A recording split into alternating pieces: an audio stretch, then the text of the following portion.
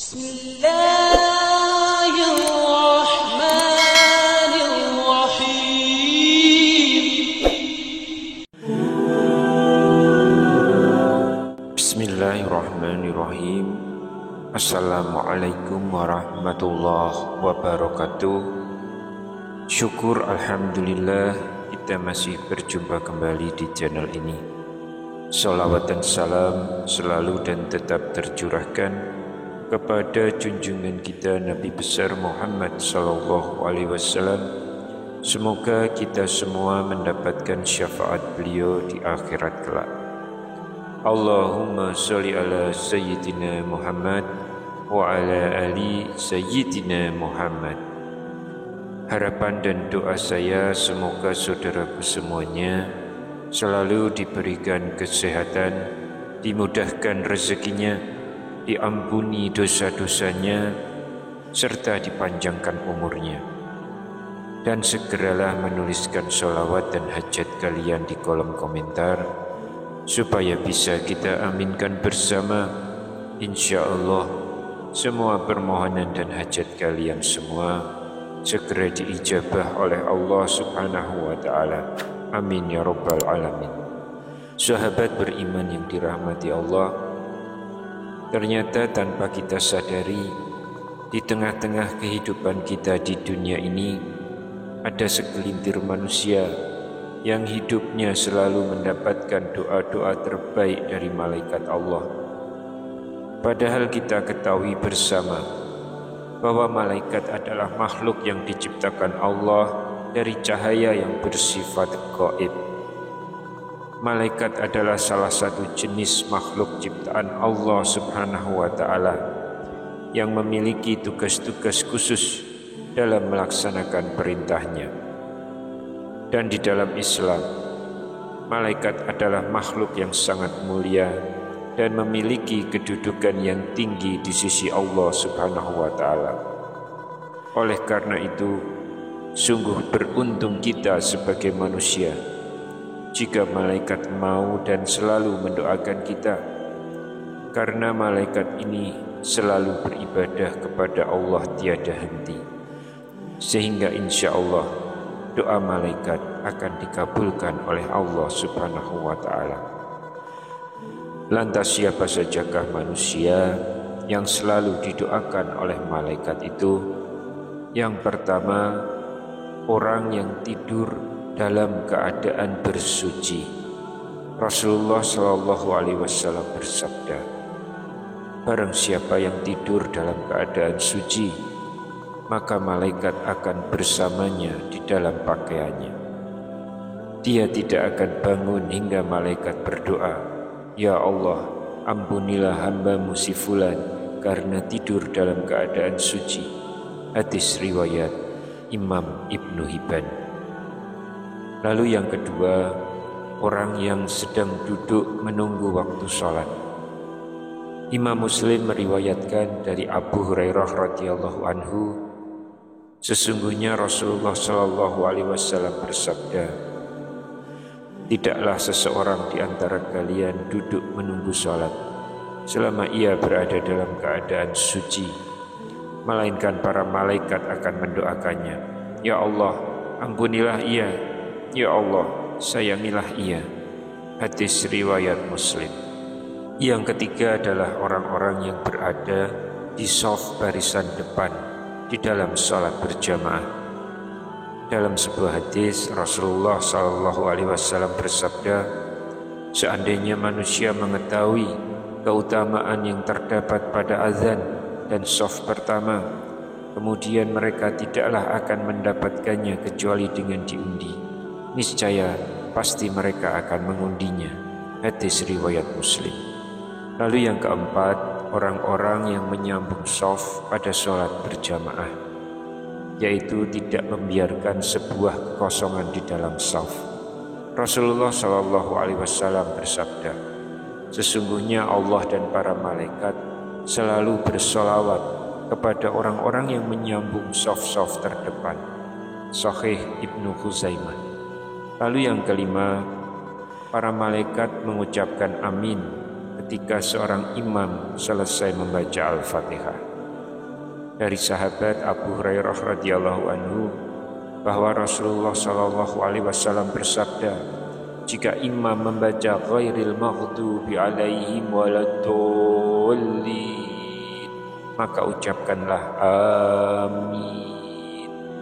Karena siapa saja yang mengucapkan amin bersamaan dengan ucapan amin malaikat, maka dosanya yang telah lalu akan diampuni.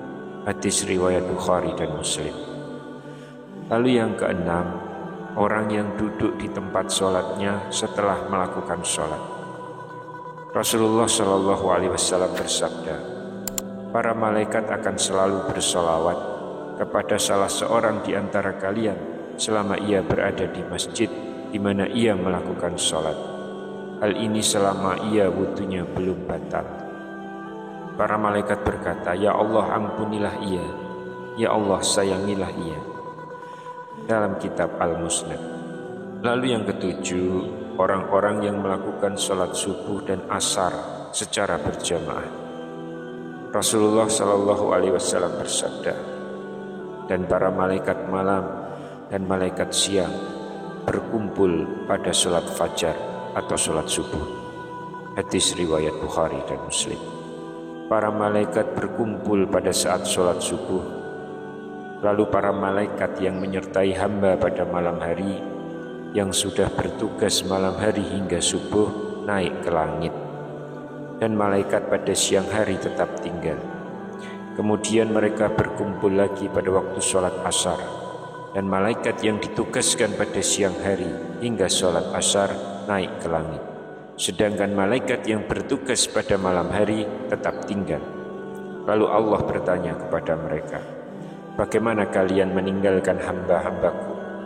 Mereka menjawab, kami datang sedangkan mereka sedang melakukan sholat, dan kami tinggalkan mereka sedangkan mereka sedang melakukan sholat. Maka ampunilah mereka pada hari kiamat. Imam Ahmad meriwayatkan dari Abu Hurairah radhiyallahu anhu. Yang kedelapan, orang yang mendoakan saudaranya tanpa sepengetahuan orang yang didoakan. Rasulullah Shallallahu Alaihi Wasallam bersabda dari Abu Ad-Darda radhiyallahu anhu bahwa Rasulullah pernah bersabda, doa seorang muslim untuk saudaranya dalam keadaan ghaib tidak ada bersamanya adalah mustajab atau dikabulkan. Di samping kepalanya terdapat seorang malaikat yang ditugaskan. Setiap dia mendoakan saudaranya dengan kebaikan, maka malaikat yang ditugaskan terhadapnya tersebut mengucapkan amin, ya Allah kabulkanlah, dan kamu mendapatkan kebaikan semisalnya. Hadis riwayat Muslim. Yang kesembilan, orang-orang yang berinfak. Imam Al-Bukhari dan Imam Muslim meriwayatkan dari Abu Hurairah radhiyallahu anhu. Beliau berkata, Rasulullah Shallallahu Alaihi Wasallam bersabda, tidak satu hari pun di mana pada pagi harinya seorang hamba ada padanya, melainkan dua malaikat turun kepadanya. Salah satu di antara keduanya berkata, ya Allah berikanlah ganti bagi orang yang berinfak. Dan yang lainnya berkata, ya Allah hancurkanlah harta orang yang kikir. Hadis riwayat Bukhari dan Muslim. Yang ke-10 adalah orang yang sedang makan sahur. Dalam sebuah hadis Rasulullah pernah bersabda, sesungguhnya Allah dan para malaikatnya bersolawat kepada orang-orang yang makan sahur. Imam Ibnu Hibban dan Imam At-Tabrani meriwayatkan dari Abdullah bin Umar radhiyallahu anhu. Yang ke-11, orang yang sedang menjenguk orang sakit. Rasulullah Shallallahu Alaihi Wasallam bersabda, apabila seseorang menjenguk saudaranya yang muslim yang sedang sakit, maka seakan-akan dia berjalan sambil memetik buah-buahan surga sehingga dia duduk. Apabila sudah duduk, maka diturunkan kepadanya rahmat dengan deras. Apabila menjenguknya di pagi hari, maka 70.000 malaikat mendoakannya agar mendapatkan rahmat hingga waktu sore tiba. Apabila menjenguknya di sore hari, maka 70.000 malaikat mendoakannya agar diberi rahmat hingga waktu pagi tiba. Hadis riwayat Tirmizi, Ibnu Majah, dan Imam Ahmad. Yang ke-12, seseorang yang sedang mengajarkan kebaikan kepada orang lain. Diriwayatkan dari Abu Umamah, berkata Rasulullah SAW ditanya tentang dua orang. Yang satu orang alim dan yang satunya ahli ibadah. Rasulullah SAW bersabda, keutamaan seorang alim atas seorang ahli ibadah bagaikan keutamaanku atas seorang yang paling rendah di antara kalian. Sesungguhnya penghuni langit dan bumi, bahkan semut yang di dalam lubangnya, dan bahkan ikan, semuanya bersolawat kepada orang yang mengajarkan kebaikan kepada orang lain. Diriwayatkan oleh Imam Tirmizi dari Abu Umamah Al-Bahili radhiyallahu anhu.